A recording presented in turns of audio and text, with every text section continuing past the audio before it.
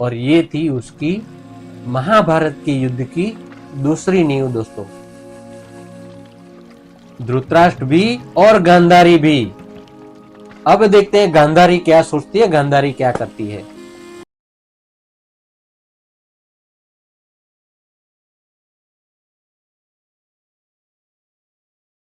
नमस्ते मित्रों, जय श्री कृष्ण। महाभारत बाय प्रवीण के इस एपिसोड में आपका स्वागत है। वैशंपाये एण पेर बोल्या सुन जन में जय राय, विस्तारी तुझने संभळाऊ आद्य पर्व महिमाय। मृगयारमवा पांडु राजा अश्व बेसी गयो वन्न, जाता जाता જાય છે ત્યાં કેવું થયું વિઘન।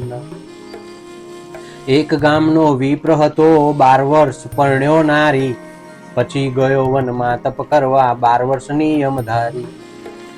दोस्तों, पिछले एपिसोड में हमने देखा कि पांडु राजा अपने घर से मृगया खेलने के लिए, मतलब शिकार करने के लिए अपने हस्तिनापुर, अपने राजधानी से निकलता है। अगर ये एपिसोड आप देखना चाहते हैं तो आपको आई लिंक में मिल जाएगा। बाकी के आगे के जो वीडियोज है वो सब अगर आप देखना चाहे तो आपको डिस्क्रिप्शन में मिल जाएगा। वो अपने हस्तिनापुर से, अपने महल से मृगया खेलने के लिए निकलता है सज्ज होके, अस्त्र शस्त्र लेके। पर उसके लिए वो वन जाता है, वहां क्या विघन होता है वो आज हम देखते हैं। किसकी किस्मत में क्या लिखा हुआ है। एक गांव था, उसमें एक विप्र ब्राह्मण रहता था। वो 12 वर्ष से शादी की उसने, और उसके बाद वो 12 साल का नियम लेके वो तप करने के लिए वन चला जाता है। वो उसी वन में जाता है जहां वो ब्राह्मण तप करता है। उसी वन में ये राजा, पांडु राजा, मृगया खेलने के लिए, शिकार करने के लिए जाता है। તેને 8-10 વર્ષ થયા તો તેની નારી જે હ મા બાપ વિનાની હતી, કાકા ઘેર સાસરે આવી તે હ। પુત્ર વિના શું કરે વહુને, સાસુએ મરડ્યું મુખ, આવી તેથી ઘેર રાખવી પડી પણ દેવા માંડી દુઃખ। अब उसने जो 12 साल की उम्र में शादी की थी, वो गया था 12 साल का नियम लेके तप करने के लिए। उसकी नारी जिससे उसने शादी की थी वो 7-8 साल हुए, तो 8 साल के बाद वो नारी जो है वो वापस अपने ससुराल आती है। उसके माता पिता तो थे नहीं, काका के घर रहती थी। वो काका के घर रहती थी, वो अपने ससुराल में आई। अपना लड़का नहीं था, उसकी नारी आई, पुत्र वधू घर पे आई, तो सासू का मुंह बिगड़ गया कि ये बच्चा, मेरा लड़का तो है नहीं, एक लड़की घर में रख के मैं क्या करूंगी। तो सासू को अच्छा नहीं लगा वो उसका आना। उसको लोक लाज की वजह से घर में रखना पड़ा। अब वो बोझ लगने लगी। नित्य मोकले काष्ट वीणवा ए अबड़ा वन जाय, स्वामी गयो छे तप करवा ने तेथी दुख बहु थाय। एवामां पांडु राय निकळ्या ते दिन वनमा नार, काष्ट वीणे एवे तप करीने घेर आव्यो भरथार। ये कर्म की कठिनाई है दोस्तों। ये महाभारत हमको यही सिखाता है कि आपके कर्म आपको कभी छोड़ते नहीं है। उसमें से पहला कर्म ये करने जा रहा है पांडु राजा। वो जा रहा है शिकार करने। वो जिस वन से जा रहा है उसी वन में वो ब्राह्मण जो 12 साल का तप करने गया है, उसकी नारी काष्ट लेने जा रही है। और उसी वन में से वो 12 साल का तप करके वो विप्र है, जो ब्राह्मण है, वो ब्राह्मण वहां से तप करके घर आने के निकलता है। और वो बीच में उसी वन में कहीं न कहीं कुछ कांड होता है, जो हम इसको आगे देखते हैं। ते नर नारी थई गया भेगा, ब्राह्मणीए ग्रह्यो हाथ, अरे रे तम विन गणी दुखी, भले आव्या मम नाथ। ब्राह्मण कहे चालो घरे जइए, ब्राह्मणी वधी वचन, ऋतु आपो आ वन विषे पछी जशु भुवन। अब ये जो ब्राह्मण जा रहा था उसी वन में पांडु भी जा रहा था, और उसी वन में वो ब्राह्मण की पत्नी भी थी। ब्राह्मण तप करके वापस आ रहा था, उसने अपनी पत्नी को देखा। उसने अपने पत्नी को देखा और पत्नी ने अपने पति को देखा। 12-12 साल के वियोग के बाद वो पत्नी उसके पति को देख के उसका हाथ पकड़ लेती है और हाथ पकड़ के बोलती है, वो ब्राह्मण बोलता है कि चलो अब हम घर चलते हैं। ब्राह्मणी बोलती है, नहीं नहीं नहीं, हम घर अभी नहीं जाएंगे, हम जाएंगे जरूर, पर मेरी एक शर्त है, आप मुझे अभी के अभी इसी वन में ऋतुदान देते हैं तो ही मैं घर पे आपके साथ चलूंगी। ब्राह्मण कहे, सांभळ नारी नहीं मनुष्य नो धर्म, दौड़े दिवसे क्रीड़ा करवी पशु पक्षी नु करू। ब्राह्मणी कहे, हठ न मूकू ओरे मारा नाथ, तो ब्राह्मणे तुमड़ी माथी जड़ली दू छे हाथ। ये स्त्री हट है। वो बोलती है कि आप जब तक मुझे ऋतुदान नहीं देंगे तब तक हम घर नहीं जाएंगे, और ये हट है। ब्राह्मण बोलता है कि ये गलत है। दिन में इसने प्रकाश में अगर ऋतुदान करना वो पशु पक्षियों का काम होता है, हम मनुष्यों का नहीं। पर ब्राह्मणी हट करती है, इसलिए ब्राह्मण अपनी तुमड़ी में जो जल था उसको अपने हथेली में लेता है और उसके अंदर जो 12 साल तप करके आया था उसमें 1 साल का तप वो जल में डालता है। 1 वर्षનું તપ મૂકી કામ કીધું અનુપ, બ્રાહ્મણ બ્રાહ્મણી બેઉ જણે ત્યાં ધારણ કર્યો મૃગ રૂપ। પશુ શરીરે ક્રીડા આરંભી, વાંકી છે કર્મદશાય, મૃગ શોધતો ત્યાં આવી પહોંચ્યો બળવંત પાંડુરાય। क्या हुआ दोस्तों कि यहाँ पर ये तो करना था, ब्राह्मणी ने हट ली और हट करके वो बोली कि नहीं आप मुझे ऋतुदान दीजिए तो ही जाएंगे। ब्राह्मण ने उसकी इच्छा पूरी करने के लिए अपने 1 साल का तप डाल के वो पानी में उसको मंत्र जलित किया। उसी जगह पे उसने अपना और अपनी पत्नी का मृग स्वरूप लिया, एक मृग और मृगया। और वहीं पे पांडु राजा बलवंत पांडुराय वहां पे क्या करने के लिए आया है? शिकार करने के लिए दोस्तों, और मृगया खेलने के लिए आया है, मृग का शिकार करने के लिए आया है। और सामने मृग देखेगा तो देखते हैं क्या करता है वो। पशु शरीरे क्रीड़ा आरंभी, वाकी छे कर्मदशाय, मृग शोधतो त्या आवी पहुंच्यो बलवंत पांडुराय। પાંડુરાજાએ મૃગ લઈને દૂરથી દીઠા જ્યારે, બાંધવાનો હેતુથી બાણ ફેંક્યું ત્યારે। વાંકા ભવિષ્ય બાણ ચાલ્યું, વાગ્યું મૃગને અંગ, ઉછળીને હેઠે પડ્યો ને દેહ જ થયો ભંગ। ये पांडु राजा की कर्म है पहला, जिसको उसने बांध दिया। और वो ब्राह्मण जो था 12 साल तप करके आया था, जो मृग बन के बैठा हुआ था, उस मृग को बांधने के लिए जब पांडु राजा ने तीर छोड़ा तो लगने की बांधने के बजाय सीधा तीर हवा लेके गई और ब्राह्मण को मार दिया। ब्राह्मण के अंग में लगा, अंग में तीर लगा। बलवंत पांडुराय है वो बाणावड़ी है, उसका तीर लगने से तो कोई नहीं बच सकता मित्रों। तो मृग ने मृग लीढ़ी जई, थया बेस मनुष्य देह, पांडु राजाए लगभग जाता दृष्टिए दीठो तीर। पूर्ण ए पछतावा लाग्यो, आशु थयुं ओ बाप, એટલે બ્રાહ્મણીએ કથકને જે બેસી કર્યો વિલાપ। अब जैसे ही वो मृग को तीर लगा वो नीचे गिर गया, तो मृग और मृगली जो मनुष्य में से बने हुए थे वो अपने असल स्वरूप में वापस आए। और वो पांडुराय ने देखा, वो ब्राह्मण स्वरूप देख के वो पछतावा होने लगा, वो पांडु को पछतावा होने लगा। और इस तरफ ब्राह्मणी ने जब अपना असल स्वरूप लिया तो उसने देखा कि मेरे कंध को, मेरे ब्राह्मण को, मेरे पति को तीर लगा हुआ है और वो नीचे गिर गया है। उसे देख के वो उसके सामने बैठ के रोने लगी। पूर्ण ए पछतावा लाग्यो, आंसू थयुं ओ बाप, એટલે બ્રાહ્મણીએ કંથ કને બેસી કર્યો વિલાપ। અરે રે આશુ કર્મ કઠોરું, કંથ પામ્યો મરણ, એટલે પાંડુરાય આવ્યા બ્રાહ્મણીને લાગ્યો ચરણ। અરે ઓ બાઈ કોણ તમે છો, કરશો નહીં વિલાપ, બ્રાહ્મણી કહે તુજને લાગ્યું બ્રહ્મ હત્યાનું પાપ। पांडु पछताने लगा और वो वहां आके उसके ब्राह्मणी को नमस्कार करता है, उसके चरण स्पर्श करते कहता है कि आप दुखी मत हो माता, आप दुख मत करना, आपको क्या कष्ट है मुझे बताइए। वो ब्राह्मणी बोलती है कि हे पांडुराय, तुझने जिस मृग को मारा है वो मेरा पति है, वो मेरा कंथ है। वो 12 साल के बाद यहाँ आया था, उसको तूने मार दिया। वो ब्राह्मण को मारने की वजह से तुझे ब्रह्म हत्या का पाप लगा है। तूने जो कर्म किया है वो ये है। પાંડુ કહે ફૂટ્યું ભવિષ્ય મારું, તમે સુણો સત્ય વાત, મારે ઘેર પાડીશ તમને હું સૂતને તમે માત। બ્રાહ્મણી કહે કંથ ગયો ને મારે જીવી શું કરવું, ચિતા ખડકી કંથને ઉચંગ લઈને બળી મરવું।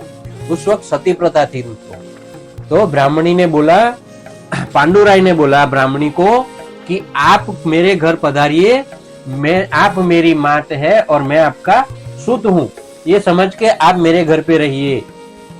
ब्राह्मणी कहती है कि मैं तेरे घर पे नहीं आऊंगी, मेरा कंठ मरा हुआ है, मैं चिता बना के उसके साथ उसका सिर उछंग में लेके उसके साथ जल जाऊंगी।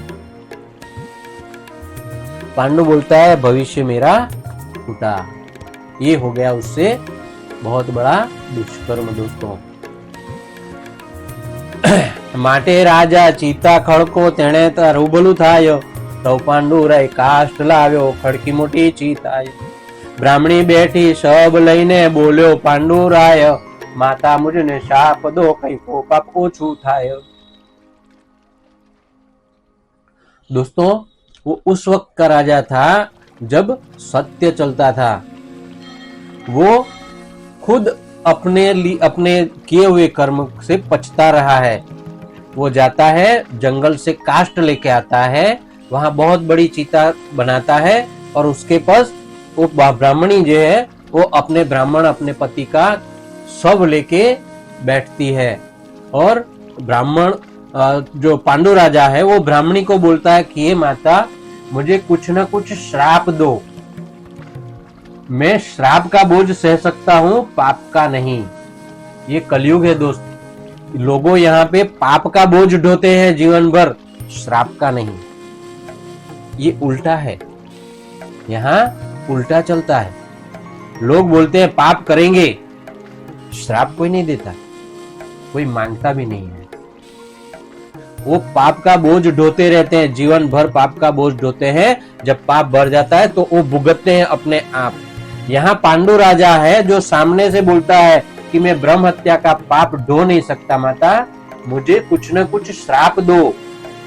ब्राह्मणी कहे छे जारे गांडा सीध मागे छे शाप, पांडु कहे शाप वेठा से नहीं वेठाय पाप। એટલે બ્રાહ્મણી ક્રોધમાં બોલી મહારાજે ઉતારું થાશે, તુજ નારીને ઋતુ આપતા તારો જીવ પણ જાશે। वो ब्राह्मणी बोलती है कि वो पागल राजा तू श्राप क्यों मांग रहा है। तब पांडु कहता है कि मैं पाप नहीं ढो सकता, मुझे श्राप दीजिए, मैं श्राप ढो सकता हूँ, मैं श्राप में कुछ कर सकता हूँ, पाप नहीं। तब ब्राह्मणी क्रोधावेश में बोलती है कि जा तेरा भी वही हाल होगा जो मेरा हुआ, अपनी पत्नी को ऋतु दान देते वक्त तेरी भी जान चली जाएगी। ये हुआ कुछ कर्म का फल। પાંડુ રાજા કહે ભલે માતાજી, કઈ મૂક્યું અગ્નિનું બાણ, તેમાં નર નારી બેઉ બળ્યા નીકળી ગયા પ્રાણ। પાંડુરાય ઘેર આવ્યા સકળ દેશનો ભ્રૂપ, બ્રહ્મ હત્યા લાગી તે કારણ થઈ ગયું સ્વયંભૂ। ભીષ્મ પિતાને અંબિકા આવી માદ્રીને કુંતાય, અરે રે કેમ રૂપ બદલાયું, પાંડુ કહે છે ત્યાં। પાંડુ રાજા अग्निदाह देके वो चिता में ब्राह्मण और ब्राह्मणी को अग्निदाह देता है और वापस घर पे आता है। घर पे आता है, उसको ब्रह्म हत्या लगी है तो उसका पूरा स्वरूप, वो राजा था फिर भी ब्रह्म हत्या की वजह से उसका पूरा बदन श्याम रूप हो जाता है। वो घर पे आके बोलता है कि मुझे ब्रह्म हत्या लगी है, मुझे ब्रह्म हत्या लगी है। दोस्तों ब्रह्म हत्या का ये पहला लक्षण है कि अपने रूप में ये बदलाव कर देता है, उसका पाप आपको जलाना शुरू करता है। उसके आने के बाद भीष्म पितामह आए, अंबिका उनकी माँ थी जो वो आई, और उनकी पत्नी थी कुंती और माद्री, वो भी आए। उन्होंने पांडु का ये रूप बदला हुआ देख के पूछा कि आपको क्या हुआ। तब पांडु बोलता है, मृगयारंभा बन गयो तो भविष्य रेखा जागी, वाको दिवस આજનો માનો બ્રહ્મ હત્યા ત્યાં લાગી। तो ત્યાં भीष्मे ब्राह्मण तेड़ा આવ્યા, प्रश्न पूछ्या धरी प्रेम, अचानक हत्या लागी ते थाई निवारण केम। अब ये सब इकट्ठा हो जाते हैं, पांडु बताते हैं कि वहां क्या हुआ, कैसे हुआ, क्यों हुआ। और ये सुन के भीष्म पितामह जो है वो अपने दरबार में बड़े बड़े ब्राह्मणों, विद्वानों को, आचार्यों को बुलाते हैं, पंडित जी को बुलाते हैं, और वो पूछते हैं कि अचानक लगी ब्रह्म हत्या का निवारण कैसे हो सकता है, आप मुझे बताइए। ब्राह्मण कहे 13 वर्ष लगी तीर्थे तीर्थे फरे, विविध प्रमाणे दान आपे तो पातक निस्तरे। पांडु सांभળી खुश थयो, मुकाय मारू पाप, वड़ी दादा मुझने थयो ब्राह्मणी केरो शाप। नारी ने ऋतु आपता मा जीव मारो जाय, सोना धृतराष्ट्र मनमा हरक्यो हवे प्रजा नहीं थाय। ये है महाभारत, इसको ऐसे ही महाभारत नहीं कहते हैं। पांडु बोलता है कि मुझे सिर्फ ब्रह्म हत्या नहीं लगी है, मैंने मांग के ब्राह्मणी से श्राप भी लिया हुआ है पितामह, तो मुझे उसका भी निवारण करना है। तो वो बोलता है कि मुझे ब्राह्मणी ने वो श्राप दिया है कि जैसे ही मैंने उसको ऋतुदान लेते वक्त उसके कंठ का हत्या की है, कंठ की, वैसे ही जब मैं अपनी पत्नी से ऋतुदान दूंगा तब मेरी भी मौत हो जाएगी। ये सुन के सबसे ज्यादा खुशी हुई धृतराष्ट्र को। उसकी खुशी का कारण हम आगे देखते हैं दोस्तों, तब तक देखे पांडु क्या करते हैं। પછી પાંડુરાએ તૈયાર કીધી, લીધું ગણેરું ધન, 4 ક્ષોણી તેના લીધી સાથે વિપ્રના તન। તો કુંતાને માદ્રી બોલ્યા, સાંભળો મારા કંથ, 68 तीर्थ यात्रा करवा आवशो तुम्हारी साथ। पांडु राजा ने जाने की तीर्थ पे जाना था 13 साल के लिए, और विधि के हिसाब से दान करना था, तो उसने उसकी तैयारियां शुरू की। तो कुंता और माद्री भी साथ चलना शुरू हुए। उन्होंने बोला कि हम आपके जाने के बाद हम यहाँ क्या करेंगे, हम भी तो 68 तीर्थ की यात्रा करेंगे पति के साथ रह के। तो वो भी उनके साथ जाने के लिए तैयार होती हैं। पांडु कहे नहीं कामना रीणु मुझमन विहળ થાય, સાપ મને છે બ્રાહ્મણીનો જીવ મારો જાય। કુંદરા માદ્રી એમ બોલ્યા, નથી જીવ અમારા એવા, संसारનું सुख જોઈતું નથી, કરીશું તમારી સેવા। एक पत्नी का धर्म होता है दोस्तों, ये पत्नी धर्म निभाने के लिए कुंता और माद्री दोनों तैयार होते हैं अपने पति के साथ जाने के लिए, ना कि उनको उनसे कोई और कुछ चाहिए और ना ही उनसे कोई उनका दुस्साहस है। ये अपने पति की सेवा करने के लिए जाना चाहती हैं, इसीलिए वो उनसे बोलती है कि हमें आपसे और कुछ नहीं चाहिए, आप हमें साथ में लेके जाइए, हम आपकी सेवा करेंगे, शुश्रूषा करेंगे। तो पांडु कहे चालो सुखे मारी नथी कई नाय, एटले बेउ नारी संग चाली बीजा वळावा जाय। दरवाजेथी सौ वळ्या पाछा, यात्रा चाल्यो राजन, तीर्थे तीर्थे स्नान करे छे, दान देतो पावन। तब पांडु राजा ने बोला कि अगर आपके दिमाग में आपके साथ कोई मलिन व्यवहार नहीं है, मलिन विचार नहीं है, तो आप मेरे साथ चल सकती हैं, वरना आपकी वजह से मेरी जान जाए, ऐसा नहीं होना चाहिए। ऐसा बोल के, ऐसी शर्त करके पांडु राजा अपनी दोनों पत्नियों को अपने साथ ले जाने के लिए तैयार होता है। कुंता और माद्री दोनों उसके साथ जाने को तैयार थी, वो अपने साथ चलते हैं। पांडु राजा सबका प्रिय था, तो दरवाजे तक राज्य की प्रजा उनको छोड़ने के लिए आती है। दरवाजे तक प्रजा आती है, दरवाजे से वो वापस जाती है, और पांडु अपना थोड़ा सा जो सेवक है, अपना धन है, वो सब लेके अपनी पत्नियों के साथ यात्रा करने निकलता है। वो तीर्थ तीर्थ घूमता है और विधि के हिसाब से दान दक्षिणा देते हुए जा रहा है। एम करता खटमास वीत्या तेवे समय शुं थाय गांधारी ने धृतराष्ट्र बेऊ बैठा छे एकांतमाय तेवे समय धृतराष्ट्र बोल्या मम भाई ने थ शाप नारी ने ऋतु देता जाए जीव ए मळे एना पाप। बड़ा भाई है और ये छोटे भाई के लिए खुश हो रहा है। मित्रों ये जो है मैंने बोला था कि ये पहली नींव रखी थी किसने? गांधारी ने। महाभारत के युद्ध की पहली नींव गांधारी रख के आई है। उसका ब्याह किससे हुआ? हस्तिनापुर के अंध राजा धृतराष्ट्र से। अब यहाँ धृतराष्ट्र का काम देखते हैं दोस्तों। वो धृतराष्ट्र को खुशी हो रही है, भाई के जाने के 6 महीने के बाद वो अपनी पत्नी के साथ एकांत में बैठा हुआ है और वो अपनी पत्नी को बोलता है कि मेरे भाई को उसकी कर्म का फल मिला है, उसको अब ऋतुदान नहीं दे सकता, ऐसा श्राप लगा हुआ है। तो उसकी वजह से उसकी यहाँ पैदा बच्चे होंगे नहीं। अब वो खुश हो रहा है कि अपने भाई के यहाँ बच्चे पैदा नहीं होंगे। हवे प्रजा नहीं એને થવાની ચાહે તે ઉંમરે માંથી ત્રીજો બંધુ વિદુર એના ભવિષ્યમાં બાળક નથી એવામાં થાય પુત્ર આપણે તો સરે સરે શુભ કાજ अपना दीकरा एक लाओ भोगवे सगड़ू राज। ये उसकी खुशी की वजह थी कि मेरे एक भाई को तो पुत्र होने ही नहीं है, दूसरे भाई को श्राप लगा इसलिए पुत्र नहीं होंगे, उसकी प्रजा नहीं होगी। तो इतना बड़ा हस्तिनापुर का राज्य जो इतना बड़ा साम्राज्य पांडु राजा ने अलग अलग देशों को जीत के बनाया है, वो सिर्फ अगर हमें बच्चे पैदा होते हैं तो वो भुगतेंगे, उसमें कोई भाग भोग नहीं होगा। ये थी उसकी खुशी की वजह और ये थी उसकी महाभारत के युद्ध की दूसरी नींव दोस्तों। धृतराष्ट्र भी और गांधारी भी। अब देखते हैं गांधारी क्या सोचती है, गांधारी क्या करती है।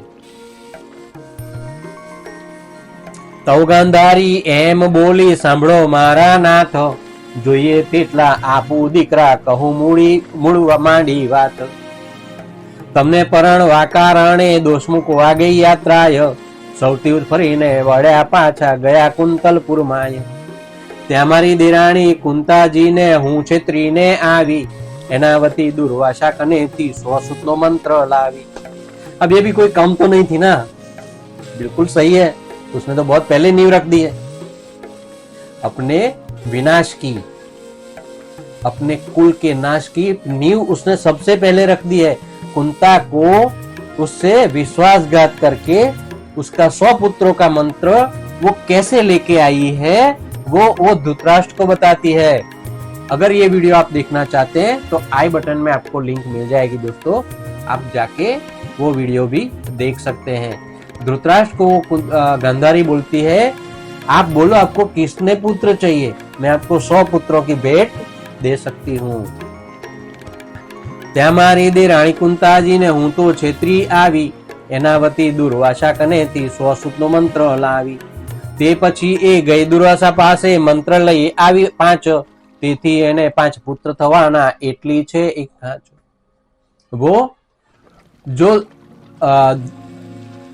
अपनी देवरानी है कुंती को विश्वासघात करके दुर्वासा का जो मंत्र लेके आई थी उसके बाद उसको ये भी मालूम है, क्योंकि छोटी सी कुंती थी तब उसने उसको बता दिया था कि मैं 5 पुत्रों का मंत्र लेके आई हूं, तो उसको 5 पुत्र होंगे। वो गांधारी अपने कंठ को अपने पति धृतराष्ट्र को ये भी बताती है कि एक तकलीफ भी है। ધૃતરાષ્ટ્ર કહે પુત્ર એને થાય તે તો ધુમાડિયા મૌઠા સાપ થયો છે ને પુત્ર લાવે તો તે ठुकरावी। दोस्तों ये देखिए अभी से वो प्लाटिंग कर रहे हैं, दोनों अंध है पर यहां से तो बहुत तीव्र है। धृतराष्ट्र सोचता है कि उसको अगर हमको पुत्र होते हैं 100 तो आप बढ़ाओ, उसको उसी तरह होने वाले पुत्रों को हम धुमाड़ी का मुठा समझ के ठुकरा देंगे, हम उसको झूठा बता देंगे। दोस्तों धुआं हाथ में नहीं पकड़ सकता, वो कभी सच नहीं होता। ऐसे हम उसको बोल देंगे कि वो तो झूठे हैं, वो अपना पति जो है वो ऋतुदान नहीं कर सकता था, तो तो पुत्र कैसे हुए? ये भी सही है, क्योंकि किसने देखा जंगल में मोर नाचा? जो तो शुद्ध उत्पन्न करे तो હું ભાગ્યશાળી, એટલે મંત્ર આરાધન માંડ્યું ગાંધાર રાજાની બાળી. મંત્ર આરાધન આદર્યો સુખને સારું ને વલ્લભ વદે ગાંધારીને ગર્ભ રહ્યો તવ પેટ શિયાવર रामचंद्र की जय, पवन सुत हनुमान की जय. दोस्तों, गांधारी और धृतराष्ट्र को तो आपने पहचान लिया कि वो कैसे अपने पुत्रों को पैदा करने जा रही है गांधारी, और धृतराष्ट्र कैसे अपने भतीजों को होने वाले झूठा साबित करेगा. और इसी वजह से उन दोनों के दिल में पहले से ये था कपट, और उस कपट के दौरान गांधारी अपने उस मंत्र से दुर्वासा से झूठ में लिए हुए मंत्र से क्या करती है? गर्भ धारण करती है. दोस्तों, आप ही सोचो, जो नींव झूठ पे रखी है उस नींव को आप सच में कैसे बदलेंगे? जिसकी नींव ही झूठी है, जिसके नींव में, जिसके पालन और पोषण में ही पूरा झूठ है, पूरा कपट भरा हुआ है, उससे आप अच्छी बातें कैसे सोच सकते हैं? गांधारी ने मंत्र लिया तब कपट, गांधारी ने कुंती को देखा तब से कपट, और यहां आके हस्तिनापुर के अंध राजा धृतराष्ट्र के मन में कपट, अपनी राजगद्दी को बचाने का, अपने पुत्रों को सुख वैभव देने का, और उसके अंदर सबसे पहले रखा झूठ. इस झूठ के बेस पे, झूठ पर रखा हुआ, रचा हुआ ये महल कितना टिक सकता है दोस्तों? यही है महाभारत की कहानी.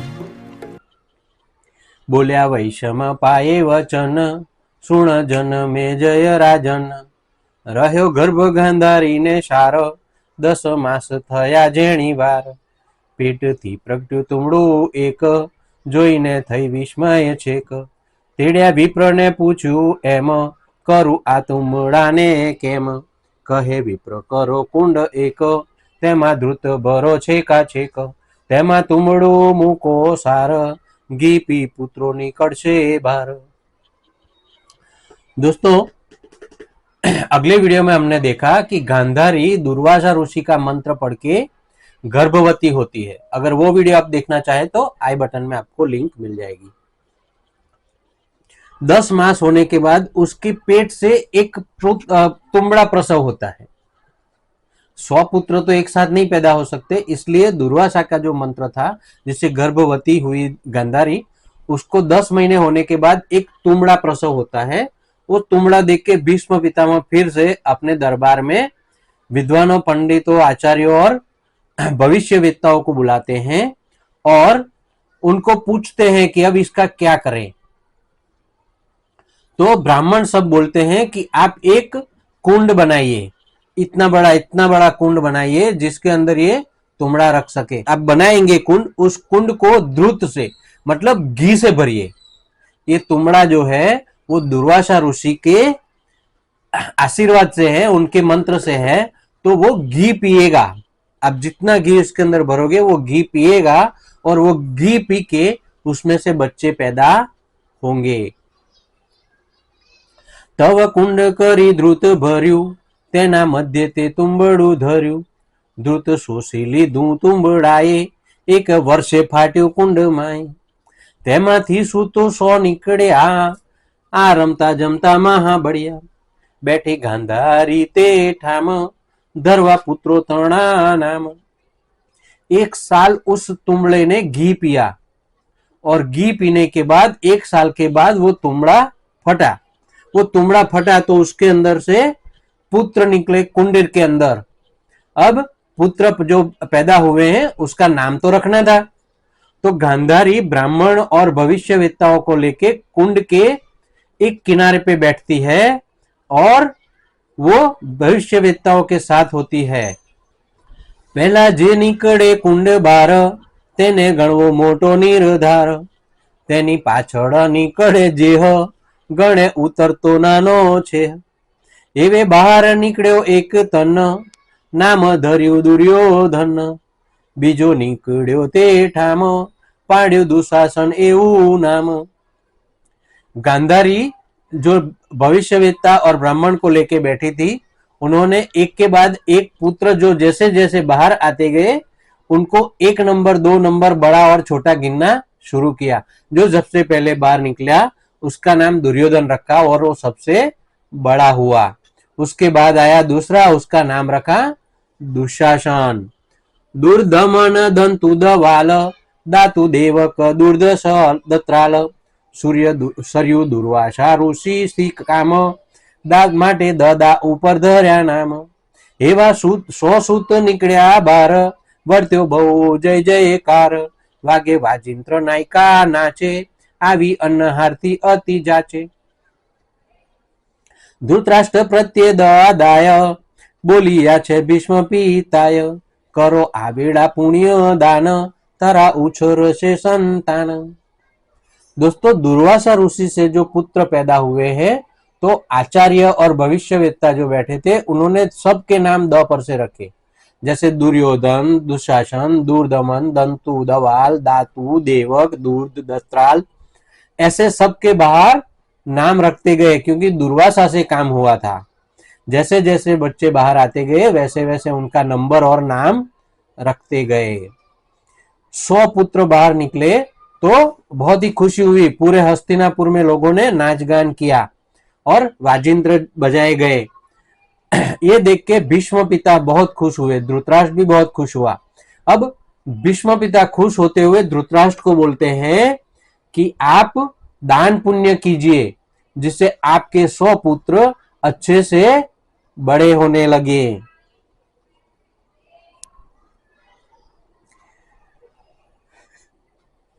बोले धृतराष्ट्र मुख एम, હવે તો દ્રવ્ય વાપરું કેમ. મને વાપરનારા થયા માટે એવી ન લાઈએ દવા.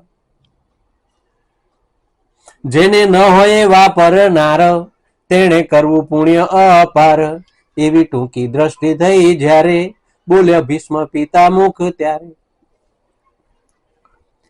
दादाजी ने बोला कि तेरे यहाँ बच्चे हुए, तू पिता हुआ है, 100 पुत्र पैदा हुए हैं, तू पुण्यदान कर. धृतराष्ट्र बोलता है कि जिनके यहाँ पुत्र पैदा हुए हैं वो पुण्यदान क्यों करेगा, क्योंकि उसके पास तो उनका जो द्रव्य है उसका वापरने वाला, उसका इस्तेमाल करने वाला पैदा हुआ है. कि हम उसको दयादान में नहीं देंगे, ऐसा हम कतई नहीं करेंगे. अब तो जो भी द्रव्य है वो मेरे बच्चे वापरेंगे और वो वैभव में रहेंगे. उसकी दृष्टि टूकी होने लगी, उसकी सोच छोटी होने लगी. वो सोचता है जिसके पास वापरना नहीं वो दयादान करते रहे, हमें वो करने की जरूरत नहीं है. तब भीष्म पितामह बोलते हैं, अल्या आवड़ी मती तने सूजी, तारू व्यर्थ जसे सौ पूंजी. पण ध्यान न बैठी लगार, टूका थवानो टूको विचार. નીકળ્યા 100 પુત્રો જ્યારે, લખ્યો પત્ર પાંડુને ત્યારે. લખાવ્યું કે વાધ્યું ઘર સૂત્ર, भाई हमने थया 100 पुत्र. जिनकी दृष्टि टूकी होती है ना उसका जीवन भी टूका होता है. मतलब ये भीष्म पितामह ने बता दिया कि ये तू लंबा जीने वाला नहीं है. तेरे बच्चे पैदा होते ही तेरे दादाजी ने तेरे बच्चों को आशीर्वाद दिया कि तेरी दृष्टि बहुत छोटी हो गई है बेटा, तेरे बेटे भी छोटे ही रहेंगे. सब खुश हो रहे हैं पर धृतराष्ट्र के दिल में कुछ और चल रहा है. वो अपने घर पे 100 पुत्रों जो पैदा हुए हैं उसकी बधाई देता है अपने छोटे भाई को, क्योंकि उसको मालूम है कि उसको बच्चे पैदा होने वाले नहीं है. तो तू जहां है वहीं रहे. तेरा जो यहां दिया हुआ है अब वो तेरा रहने वाला नहीं है, क्योंकि उसको भुगतने वाले मेरे 100 बच्चे यहां आ गए हैं बेटे. वो अपने भाई को पत्र लिखता है कि मुझे 100 लड़के पैदा हुए हैं. उसके दादाजी ने, उसके पिताजी ने उसको जो बोला उसके तरफ उसका कोई ध्यान नहीं है. જ્યાં ઝારખંડી વૈજનાથ ત્યાં પત્ર પહોંચાડ્યો હાથ લાગ્યા વાંચવા પાંડુરાય કને છે માંદ્રીને કુંતાય વાંચીને પાંડુરાય રીજા ભલે મને થયા ભત્રીજા मारे ए तो सौ सुत तुल्य हवे नहीं भविष्य में भूल। एक पांडु राजा है, अपने भतीजों को अपने पुत्र समझ के खुश हो रहा है। वो कहाँ बैठा है? आज के बैजनाथ में, झारखंड में जो बैजनाथ है वहां बैठा हुआ है। वहां जाके उसको पत्र देता है सेवक। वो पत्र पढ़ के खुश होता है पांडु राजा कि मेरे भाई को 100 पुत्र हुए हैं। वो 100 पुत्र मेरे ही तो है, भले वो भतीजे हैं पर वो बच्चे मेरे हैं, मुझे नहीं होना है तो क्या हो गया। वहां माद्री और कुंती भी इस पत्र को पढ़ते हैं। एवा मनड़ा एना वड़िया तव कुंताए आंसू निकळ्या त्यारे बोल्या पांडुराय एम कहे प्रेमदार रड़े तू केम। बोली कुंता सुनो स्वामी आप जण्या 100 सूत ते मुझ प्रताप कही कंथने मांडी ने पेर माटे ने मुझे आव्यू झेर। कुंता इस पुत्रों का आनंद नहीं ले पा रही है, उसके आंखों से आंसू निकल जाते हैं। उसको रोती हुई देख के पांडु पूछता है कि तू क्यों रो रही है? मेरे भाई के यहाँ उत्सव है और तू रो रही है पगली, ऐसा कैसे हो सकता है? तो कुंता उसको कहती है, अपने पति को, राजा पांडु को, कि इसके यहाँ जो 100 पुत्र पैदा हुए हैं वो मेरे प्रताप से है, तो मुझे तो दुख होगा ना। वो कहानी अगर आप जानना चाहते हैं मित्रों तो आई बटन में जाके आप उस लिंक को खोल के उस वीडियो को देख सकते हैं कि ये 100 पुत्र कुंता के प्रताप से गांधारी के घर पे कैसे पैदा हुए। आप वो वीडियो को भी देख लीजिएगा। दोस्तों, ये सुन के पांडु को भी दर्द होता है कि ऐसा भी कोई कर सकता है भला।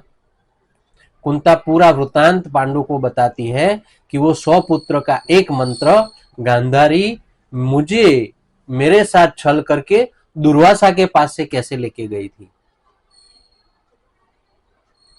बोली कुंता सुनो स्वामी आप जण्या 100 सूत मुझ प्रताप कई कंथ ने मांडी ने पेर माटे मुझने आव्यू झेर।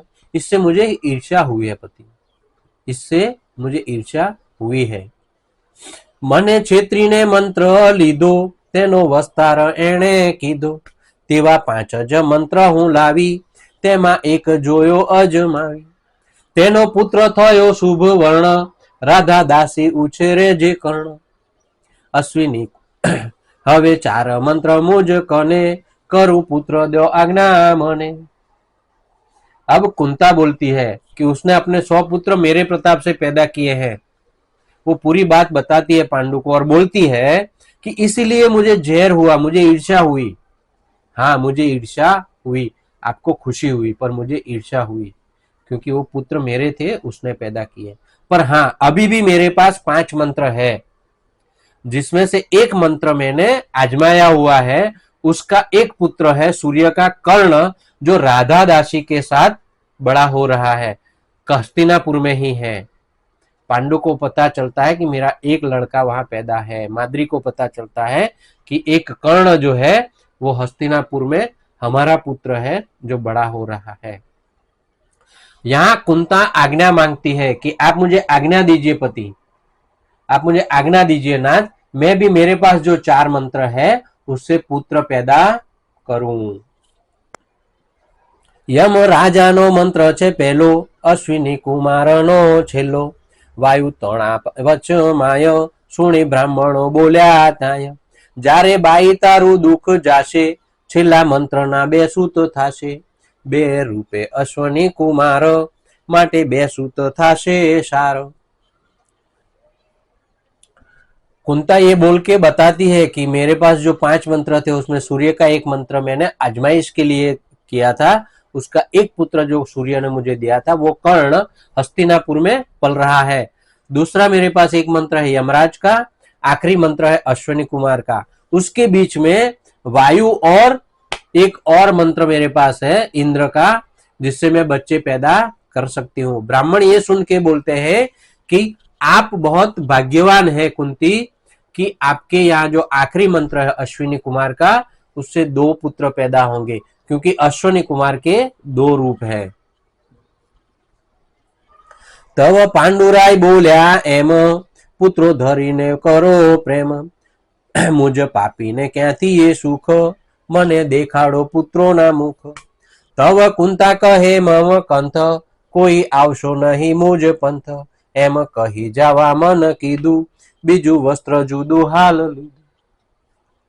अब कुंता यहाँ से अपने पति की आज्ञा लेके निकलती है। वो बोलती है कि मैं जहां जा रही हूं वहां और कोई ना आए, ये ध्यान रखना। वो जाती है और साथ में एक और वस्त्र लेके जाती है कि वहां कुछ काम आएगा, और अपने पति को बोल के जाती है कि मैं जहां जा रही हूं वहां किसी और को उस पंथ पे मत भेजना। चाली गई गंगा ने तीर, माद्री ने रही नहीं धीर, एणे जाण्यु जोवाने साचू राचू, कहे कुंता ते जूठू के साचू। एम जाणी जोवा गई कीड़े, जई वृक्ष बैठी नदी तीरे, कुंता जानती नहीं लगार, कीधु स्नान गंगा मा तेवार। कुंता यहाँ से निकलती है, वो सब सुन के माद्री के दिल को धीरज नहीं रहती है। वो सोचती है कि मंत्र से पुत्र कैसे पैदा होता है, वो मैं देखना चाहती हूँ, वो मैं जानना चाहती हूँ कि कुंती जो बता रही है वो सच है या झूठ है। स्त्री सहज है ये। वो कुंता को पता नहीं चलता, कुंता तो अपनी धुन में जाती है अपने पति को बोल के कि मैं जा रही हूं, किसी को आने मत देना। उसको विश्वास है मेरा पति किसी को नहीं आने देगा। पर माद्री वहां से पांडु की नजर से छूट के कुंती के पीछे पीछे जाती है, और जहां कुंता जाती है उसको पता भी नहीं है, और जहां कुंता बैठती है गंगा नदी के तीर पर, वहां जाके वो एक पेड़ पे जाके बैठ जाती है। कुंता गंगा नदी में स्नान करने के लिए जाती है। भीने वस्त्र आवी गंगा तटे, धर्यो ध्यान नारद नु प्रीते, तव नारद ऋषि आव्या, कहे बाई ते केम बोलाव्या। कहे कुंता सुनो महाराज, बेसो तस्दी लही अही आज, हूँ तो प्रगट करू संतान, मने दुर्वासा नु वरदान। कुंता है ये, कुंता को मालूम था कि मुझे किससे लड़ना है। कुंता को मालूम था कि मुझे किससे लड़ना है। कुंता एक राजा की पुत्री थी, राजकुमारी थी, और उसको सबसे बड़े शक्तिशाली हस्तिनापुर के राजा और उसकी कपटी नारी गांधारी से लड़ना था। तो उसने बोला कि उसके लिए भी उसने सोचा कि मैं जो पुत्र पैदा कर रही हूं उसके लिए मुझे कोई चाहिएगा। उसने नारद जी का ध्यान किया और नारद जी को बुलाया कि आप यहां बैठो। वो जैसे नहा के गंगा नदी में से आई, उसने नारद जी का ध्यान किया और नारद को प्यार से बुलाया। वो नारद जी आए, उन्होंने बोला कि बोल भाई तूने मुझे क्यों बुलाया। कुंता कहती है कि आप थोड़ा आज मेरे लिए तस्दी लीजिए और मेरे साथ बैठिए, मैं यह दुर्वासा के वरदान से पुत्र पैदा कर रही हूं। तमो साक्षो रही साक्षी रहो ठाम, पुत्र तमो तणा घरो नाम, होय गुण लक्षण जेना जेवा, कई बतावजो तेना तेवा। एम कही नारद बेसाड़िया, माद्री जुए चर्चाए, व्यास वल्लभ मुख ओचरे, पांडव जन्म महिमा यशियावर रामचंद्र की जय, पवन सुत हनुमान की जय। नारद जी पूछते हैं कुंता से कि तूने मुझे क्यों बुलाया। तो कुंता जी बोलती है कि आप थोड़ा तस्दी लेके मेरे साथ यहाँ बैठिए, मैं दुर्वासा के वरदान से, उनके मंत्रों से यहाँ पुत्रों को पैदा कर रही हूँ, आप साक्षी बनिए। आप उसके साक्षी बनिए और मैं जो पुत्र पैदा कर रही हूं उस पुत्रों का नाम रखिए, साथ में उनके गुण और दोष मुझे बताइए। उसके गुण और दोष मुझे, लक्षण उनके सभी मुझे बताइए, जिससे मुझे पता चले कि कौन सा मेरा लड़का क्या करेगा। एम कही नारद बेसाड़िया, माद्री जुए चर्चाई, व्यास वल्लभ मुख ओचरे, पांडव जन्म महिमा यशियावर रामचंद्र की जय। ऐसा बोल के नारद जी को वो बिठाती है। यहाँ माद्री झाड़ पे बैठी है ऊपर चढ़ के, वो ये चर्चा देख रही है। अब हम सुनते हैं पांडव का महिमा अगले वीडियो में। तब तक दोस्तों नमस्ते, जय श्री कृष्ण।